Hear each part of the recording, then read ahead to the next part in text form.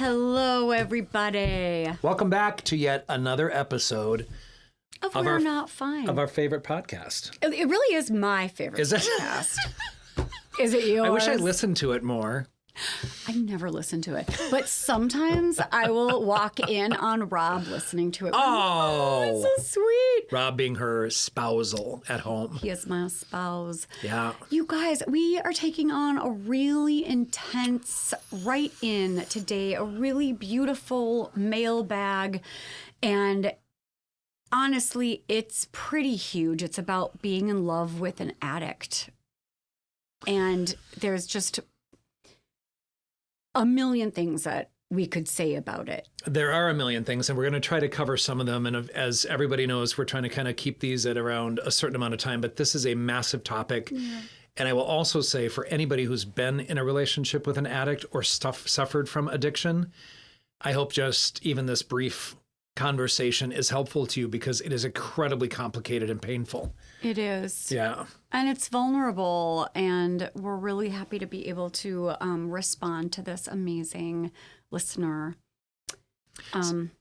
Yeah. Yeah. So interestingly enough, right before we, when we kind of go through what we're going to do and what the topic is, this has, some impact on both of us in different ways. And until, again, you experience it firsthand, it's really hard to understand the complexities. And I think a lot of people on this topic, Talia, feel like just stop doing it, or don't take care of them, and, right. Cut that person out of your life. And, or if you loved me enough, you would stop. If you loved me enough, you would stop. Or why would you be in a relationship with an addict? Divorce this right. person, which I'm going to get into with this particular writer, because that's not that easy. Like, you're constantly hoping for that person to change, which we're going to get into a little bit. So I'm going to read it first. And yeah, we're starting a little more serious than usual. Yeah. But anyway, we're going to get through this. This person writes, I'm in love with an addict. I'm reaching out because I find myself in a complex emotional situation. You sure do.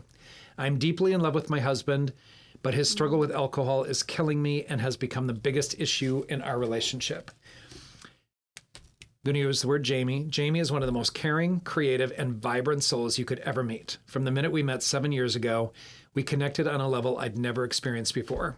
He has brought so much color and depth to my world, and I still truly see the beauty in his potential. Oh, there you go. Right?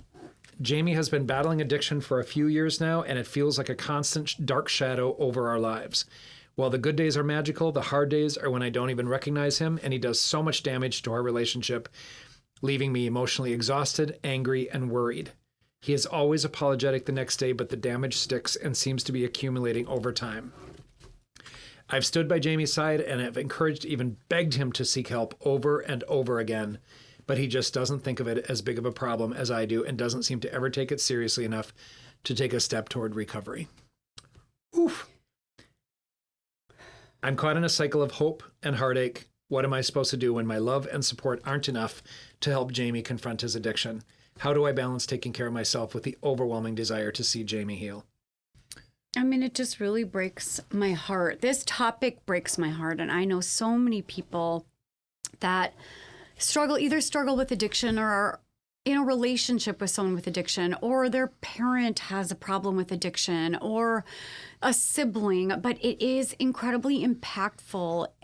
And what's painful is, yeah, these are humans. Like, you want to say, write them off, they're an addict, why be in a relationship with them? But they're multifaceted humans. And just like, I've never met anyone more vibrant and creative. I mean, that's a typical tale. Yeah. I kind of wanted to address first the medical perspective of this, of what's actually happening.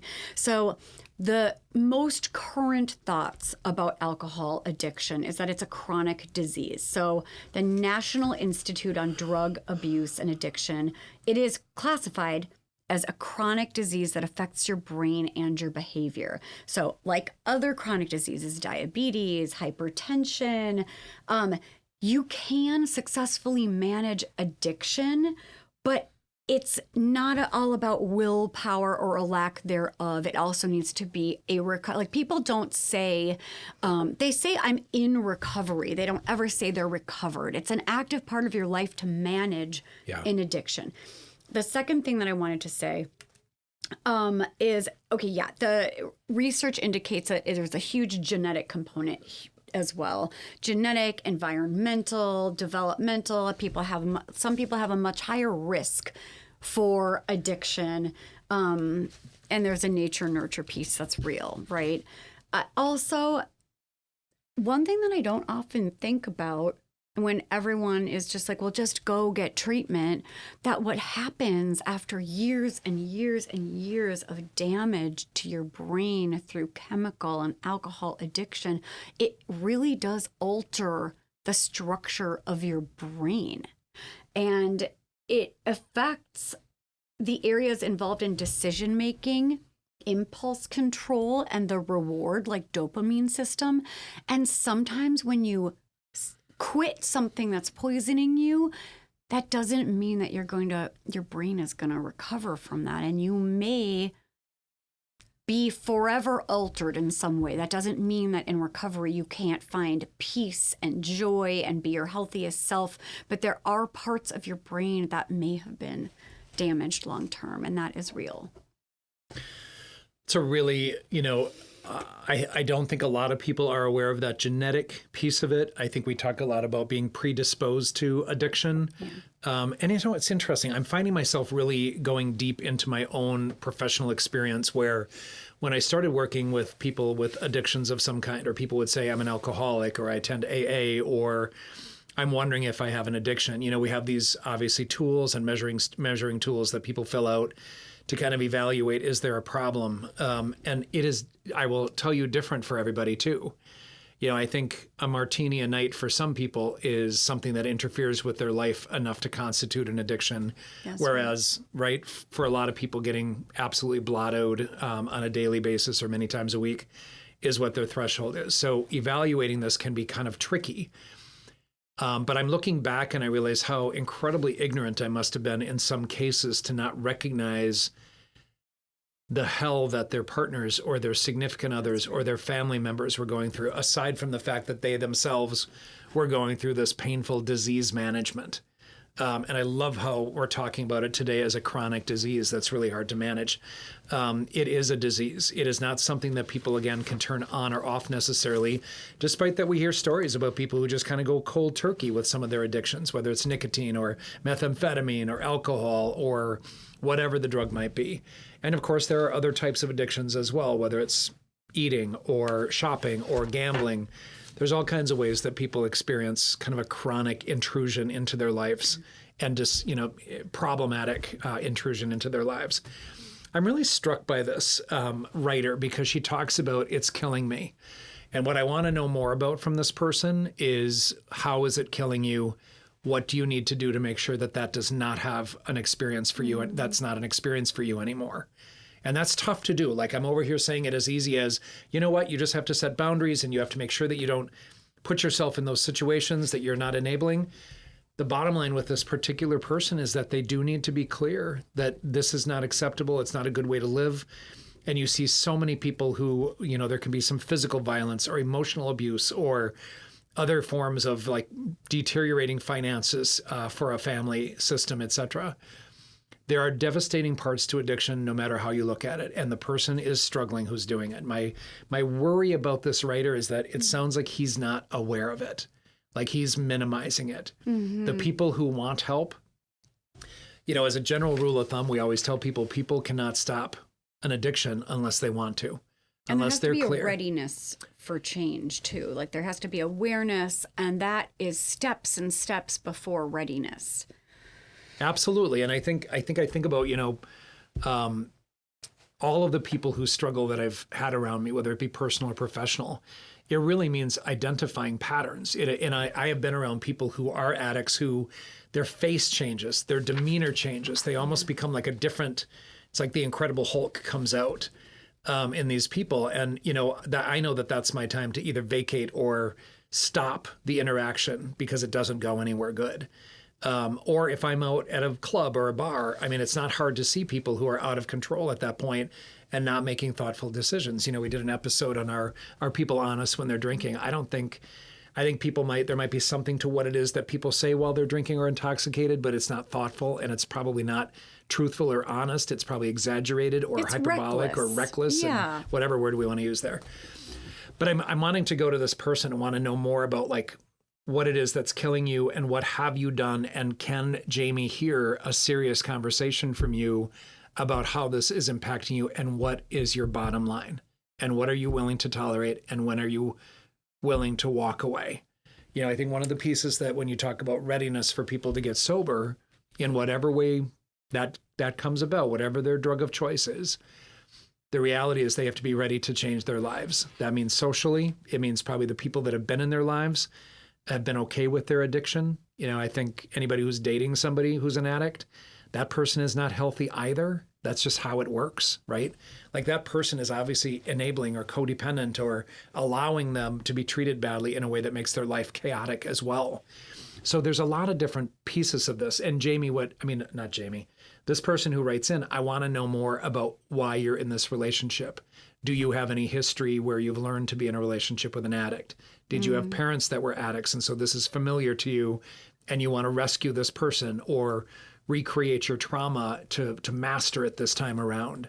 You know, what is it that draws you to this person? But again, moreover, I would ask, like, how do you balance yourself with this overwhelming, desire to help him heal and get him better? Jamie has to want to heal. Jamie has to want to get better. And that decision-making tree may require treatment. It probably requires maybe some group work as well. A lot of people, of course, do that in order to maintain freedom from whatever they're addicted to. And again, it's a complicated thing. We have sexual addicts, Sex Addicts Anonymous. We have Narcotics Anonymous. We have all kinds of different groups that meet the needs of whatever substance and use and drug it is that Jamie might be addicted to. And I think what you were saying is so important in terms of like asking yourself why you're still in this. And then I think, Doug was alluding to this idea of codependence, which is a very common experience for people that are in relationship with addicts. It's like you're the perfect puzzle piece, maybe from your family of origin. But there's one therapist and author that talks about it in a way that I really love. And her name is Terry Cole, and she's not even talking about addiction, but I just love her definition of it so much. And I wanted to give her props. So just the idea of what codependence is being overly invested in the feeling states, the decisions, outcomes, and circumstances of your person to the detriment of your own well-being.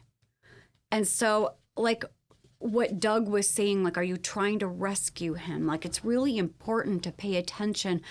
Even if you're the most well-meaning, wonderful person in the world, that doesn't mean maybe you're not, falling into a bit of a savior complex situation. Is what I wanted to add to that. No, it's a good one. It's interesting. I was rereading some of the writing a little bit. And one of the things you said is that he has this remorse and he's apologetic the day after, which is not uncommon for people to realize I made a big mistake. But there is no change. He does not do what he needs to do to figure out kind of why it is that he's doing this and what leads to this and stop that pattern, because that pattern has to stop. You also made a comment that I want to normalize a bit, and that's that things accumulate over time. I see a lot of people in relationships with addicts who just kind of become desensitized and it just doesn't have an impact. They just kind of either go to a hotel to get away from that person while they're in that spin or lock their doors to their bedroom or whatever it is to wait till that person gets through their moment and their episode of being an addict and being an asshole as a result of that addiction. We had a guest a long time ago, someone that you know from high school, Eric, who talked about his recovery. It's a great episode. Oh, it's a really great episode if you want to look back at it. Eric Mortimer was his name, and he talked really brilliantly about his experience with addiction, and it was really powerful. And that process of going from that behavior to not that behavior, and there's always usually, we talk about rock bottom, hitting rock bottom. It might be that Jamie hasn't hit rock bottom, if indeed that's something that happens. And I think people need enough consequence, but just apologizing the next day doesn't really change the fact that over the course of time, you are likely becoming desensitized to these behaviors and you're your bar on what is a normal expectation and requirement for you to feel calm and healthy in your relationship may have really been skewed by now. That's so well put. So it's really important to kind of look back and evaluate, like, what is the life that you want? How anxious do you feel? If you see him with a drink in his hand, do you immediately have that anxiety and pit in your stomach and that sense of doom? And this is where communication becomes important. The problem with trying to communicate with an addict is, especially if they're in their cycle of addiction, they are not likely to engage in any sort of rational way with you. I've had people talk about getting called names. I've had people who there's property destruction, all of these sorts of huge consequences that make a living situation, again, chaotic and uncertain and unpredictable. And I'm sad that you're in this circumstance. I'm also sad for Jamie to not take care of his disease. And maybe this can be a wake up in some way. But just the idea that it does so much damage. And sometimes when you're the addict, you're the last to know because you're usually not in a space of recalling, remembering, being able to be intentional. There's this pretty powerful, it's like a reel on Instagram. And I remember finding it really powerful. And I think it may have been in response to emotional abuse. But when you think about how damaging it can feel when somebody's not in control of their emotions and not feeling protective of you and your feelings, and it does huge damage to the relationship. It's this image basically of a broken cup that you see someone gluing together. I've seen a couple different versions of it, but the words on the screen are basically, I'm really sorry. Are we okay? Can we move on? Do you forgive me? And meanwhile, you see this person gluing together this shattered cup and pouring in like a big pot of coffee. And you could just see that, like, it's cracked. It's broken. Like, yes, I forgive you, but it's broken. So, like, what do we do about that? Even if Jamie is the most lovely human in the world, there's damage that's being done.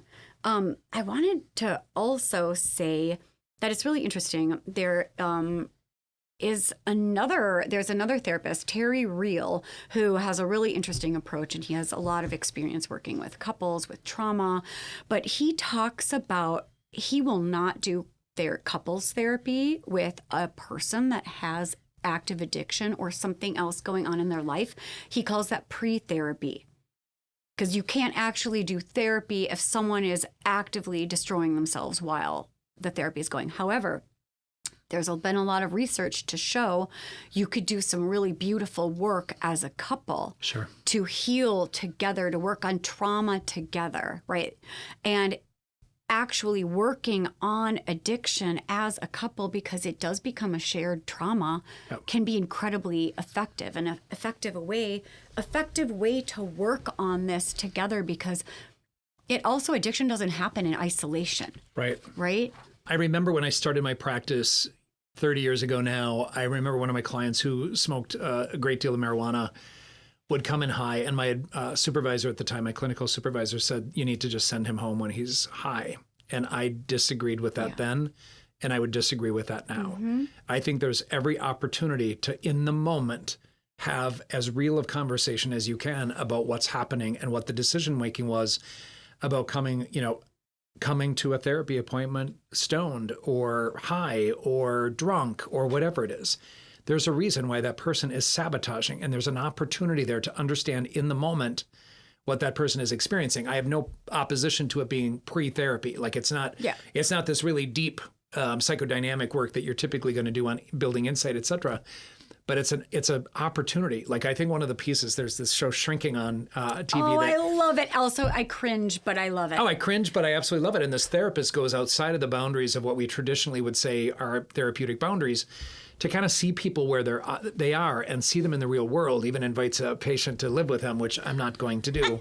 I will say that, there's something really valuable about just seeing people where they are and meeting people where they are and taking that as an opportunity to learn more in the work that you're planning to do. I'm just not a scared person about things like that anymore. I have an interesting thought on that too, and I agree. And it maybe is not a popular take, but it's the idea also is that is the state they're in the majority of the time. And if have you guys ever heard of like state dependent scanning, state dependent memory, that if you study for a test high, you should be high when you're taking the test because you'll remember all the things you might not remember sober. The moral of the story is you should probably study sober, take the test sober, because your memory will be that much better. But the idea here is if you're seeing someone who's high, they might not remember fully when they're sober, but the next time they get high, they might remember what you've worked on, what you've said, that they want to be a better version of themselves. And if there was any way for the sober person and the person under the influence to be integrated and want the same things for themselves and their health and their relationships, like that would be tremendous. Maybe there is research on that. I want to add the piece about a social system here. Like my guess is that because he is an addict and because of his behavior when he's drinking, the two of you have altered your social networks, and maybe some of your social network is uncomfortable going on trips with you or going out to dinner with you or being around the two of you, if that's drinking as a part of it, or dinner parties, whatnot, because people will avoid that sort of toxic, chaotic interaction, and it's not fun to be around. So I'm very curious in this particular situation, like how have your families and how have your friendships, how has his ability to work? You know, I don't know a lot of the circumstances from this particular write-in, but, you know, how have those things been impacted? Because in general, one of the criteria for addiction is to identify that there's an interruption or a negative impact in your life in some way. I also want to talk about, you mentioned memory, and I want to talk about blackouts. One of the things that I hear a lot from people is that when you're in that really high state of addiction or you're drinking too much, you know, people will say that like you said, it's so beautifully in your write-in about this, like I don't even recognize him, you know, and I think, don't even recognize him. And I'm guessing that's about anger, and it's about what he says, and it's about how he behaves, etc. Like he's an entirely different person. That's what it is, right?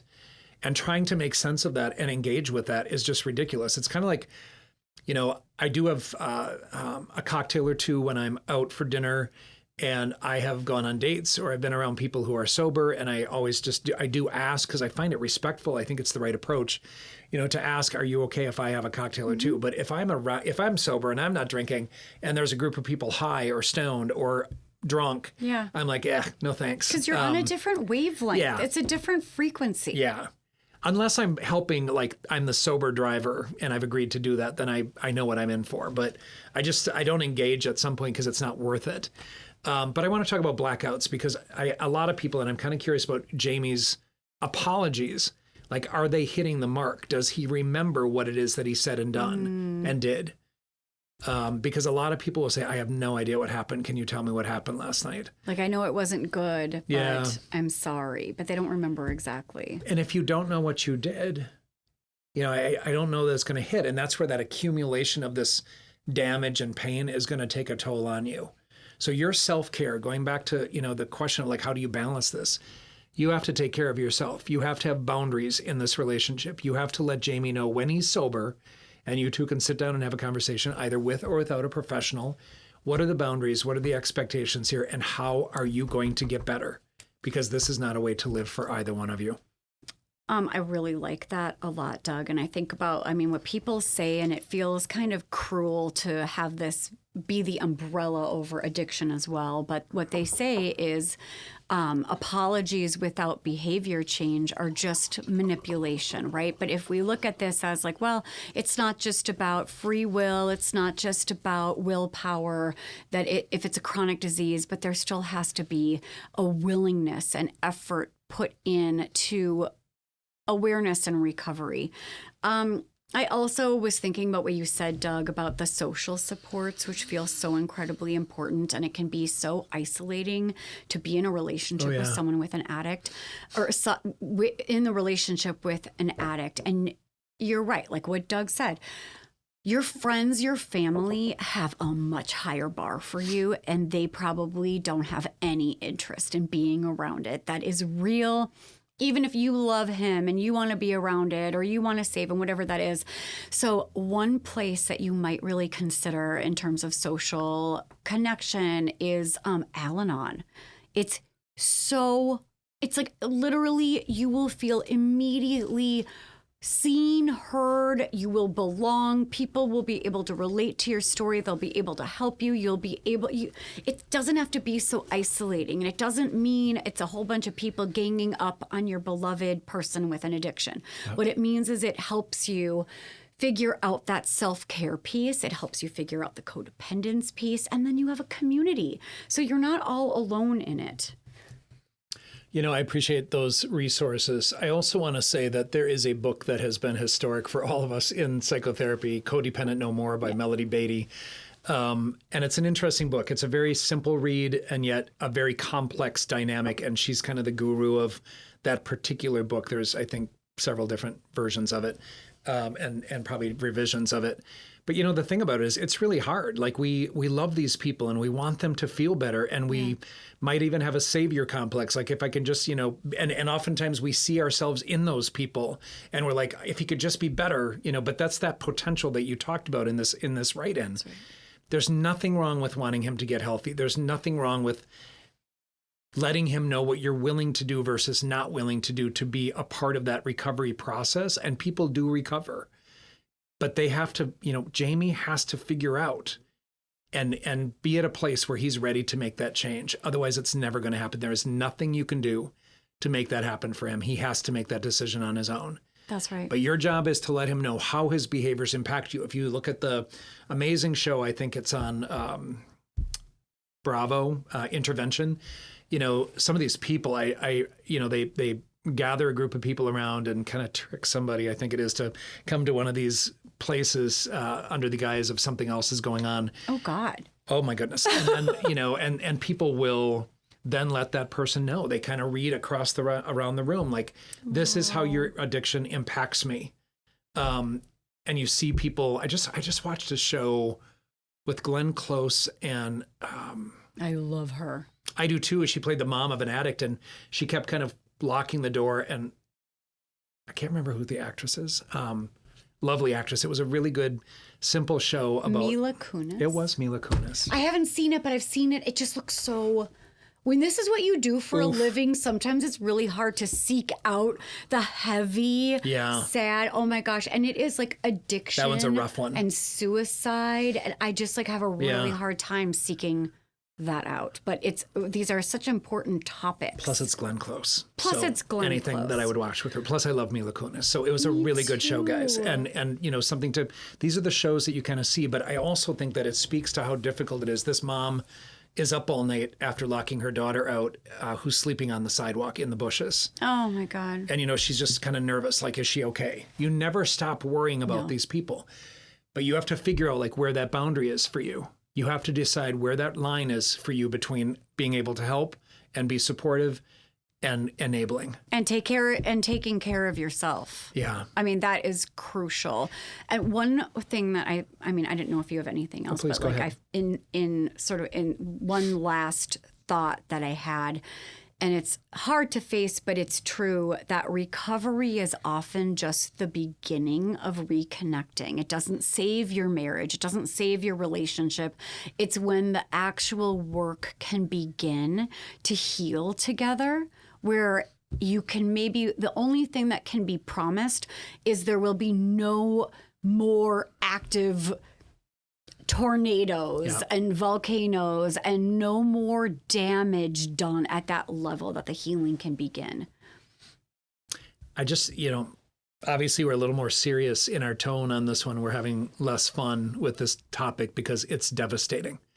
And I also want to say that chronic addiction can lead to death and health complications. That's right. For both of you.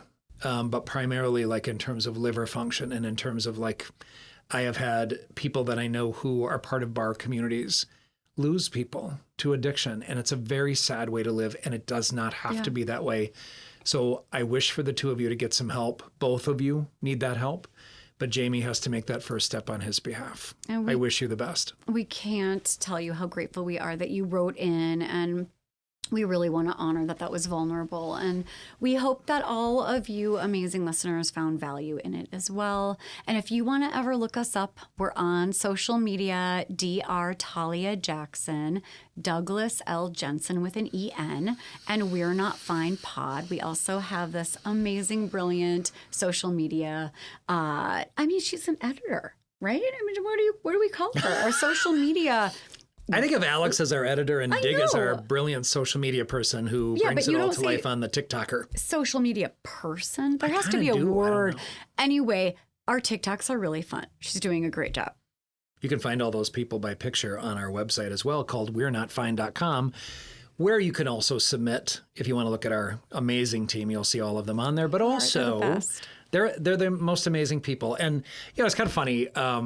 With our editor, I don't even look at our podcast episodes because he knows us so well, and he'll usually say, I took that out just because I know that you didn't want that really on there. And literally, there's no one better than Alex. He is so brilliant and so thoughtful. And also, if you do look us up on our website, you have to look at his picture. I mean, he's like in a lion mane, which is very fitting.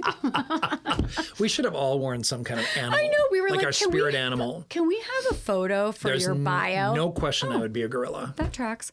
I agree. No question. Some sort of an ape. Oh, it has to be an ape. I'm as close to that as you can get. But we'renotfine.com is also where you can submit any questions or topics that you'd like us to cover. We are without boundaries about what we will cover as it relates to mental health and relationships. So please feel free to submit anything you're thinking about now or in the future. And like and subscribe, write a review, send this episode to someone you care about that might need to hear the message. We're here for you. And I do encourage everybody who is interested in learning more about someone's personal experience to look at our episode. I don't have any clue when it aired, Mortimer. But Eric Mortimer was our guest, and he was a phenomenal speaker about his own process from addiction to recovery. You know what's sweet? He just became a grandpa. Oh, I saw that on Instagram. So huge congratulations to him. All right, bye, you guys. We'll see you next time. Take care, everybody.